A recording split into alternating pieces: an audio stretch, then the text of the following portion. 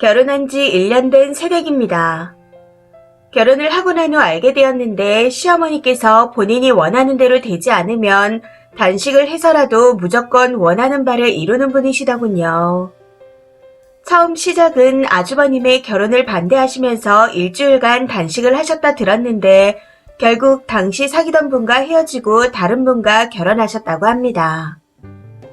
자세한 사정까지는 잘 모르겠지만 남편이 딱 이렇게만 말해주더라고요.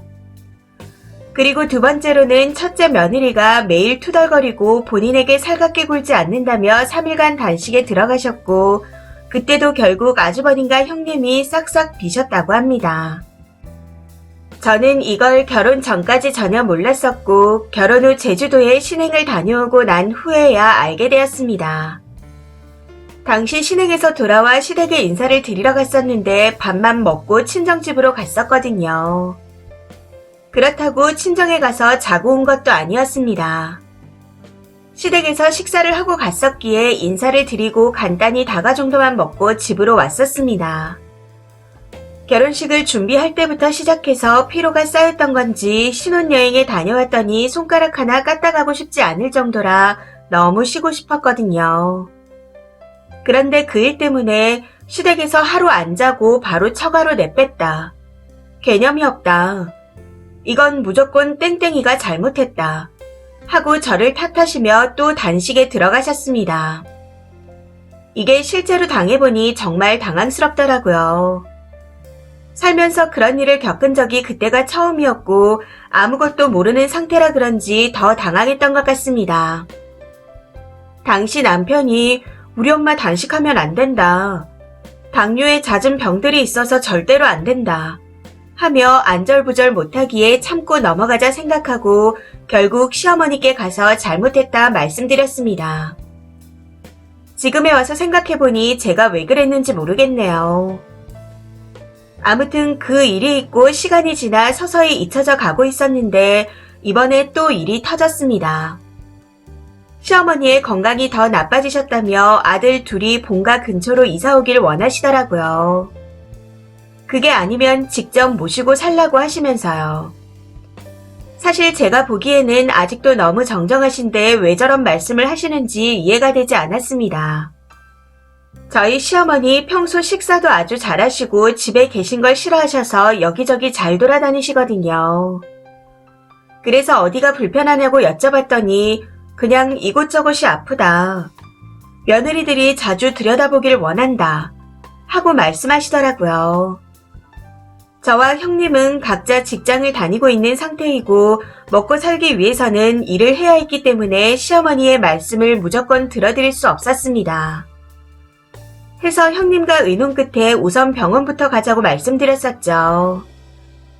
아무리 머리를 맞대고 생각해도 현실적으로 시어머니의 요구를 들어드릴 수가 없다고 생각했었거든요. 그래서 우선 병원에 먼저 가보자 말씀을 드렸던 거였습니다. 시어머니께서도 저희 말에 처음에는 알겠다 하셨기에 병원에 갈 날짜를 잡았는데 문제는 약속된 날짜에 병원에 모시고 가려 하니 안 가겠다고 거부하셨다는 겁니다. 그러면서 무조건 집 근처로 이사를 오든 본인을 모시고 살던 하라네요. 그것도 아니면 며느리들이 하루씩 번갈아 가며 집에 상주해 있길 바란다고 하시면서요.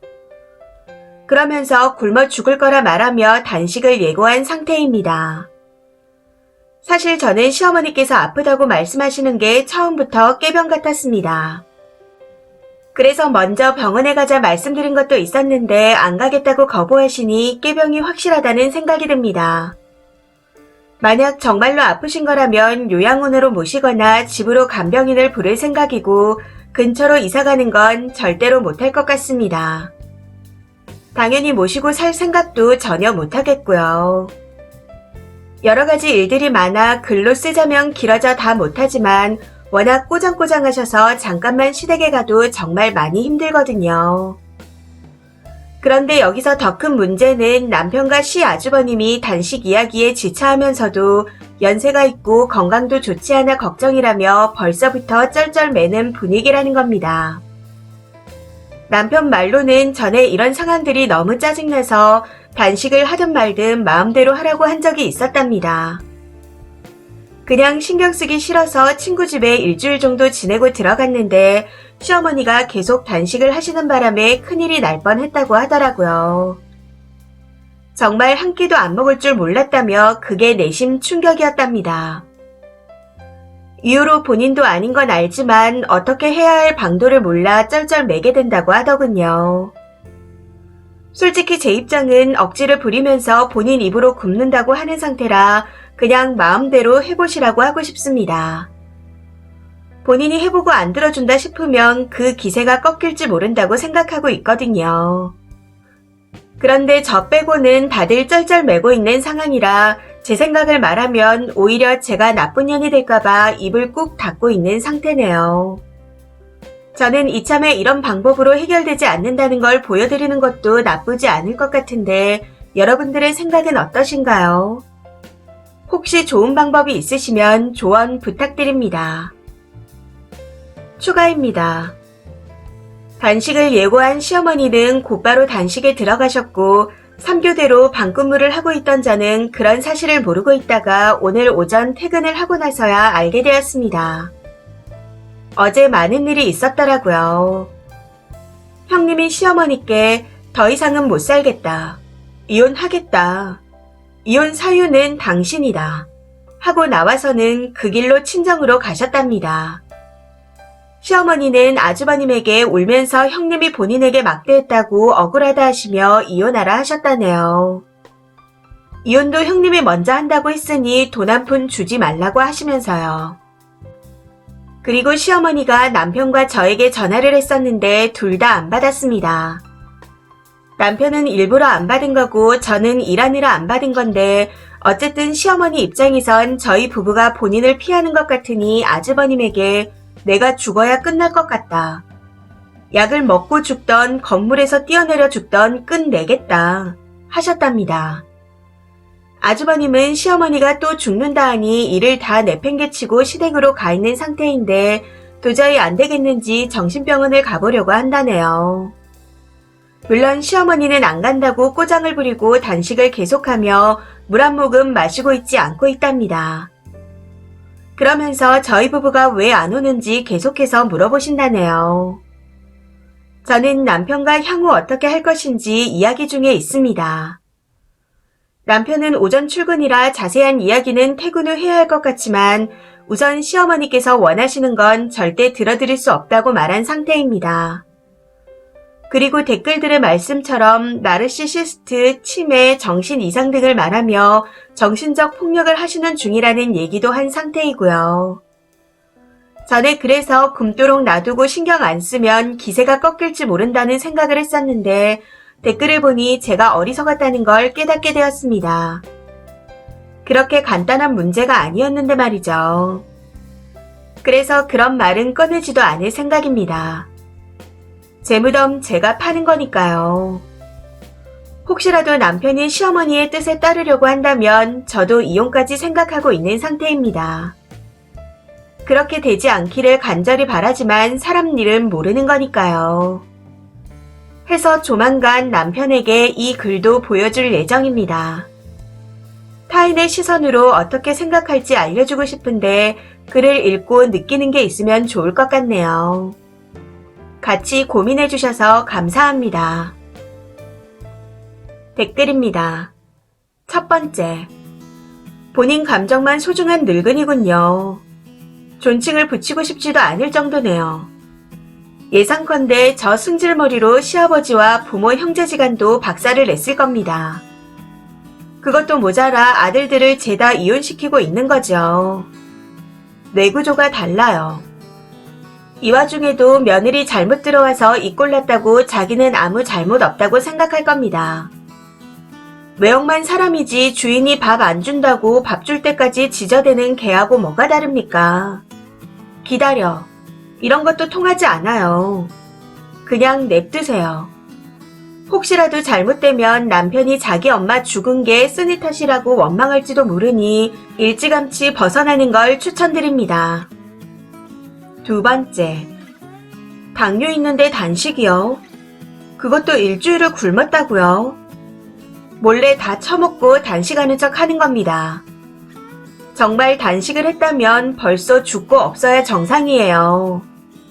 그냥 처먹던 굶던 신경 쓰지 마세요. 어차피 다 처먹고 생쇼 하는 거니까요.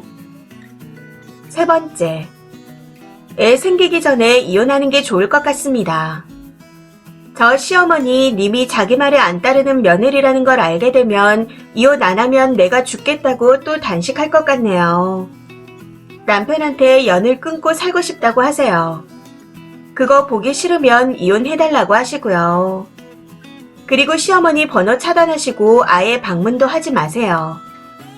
가만히 있으면 선택은 남편이 하게 될 겁니다. 네 번째, 큰일 날 뻔한 적 없어요. 다 연기입니다. 당뇨 환자 중에 당을 통제한다고 일부러 간헐적 단식을 하는 사람들도 있긴 하지만 잘못하면 저혈당 쇼크가 와서 진작에 골로 갔을 겁니다. 분명 방 안에서 다 처먹고 있는 중일 거예요. 시아버지도 한통속일걸요. 네 엄마 죽는다고 바람잡는 역할을 하고 있을 겁니다. 그냥 난 모르겠다며 남편 앞에서 펑펑 울면서 나는 도저히 그렇게 못 산다. 미안하다. 내가 떠나겠다. 이렇게 질러놓고 알아서 하라고 하는 수밖에 없네요. 남편이 해결해주면 땡큐고 아니면 그냥 갈라서세요.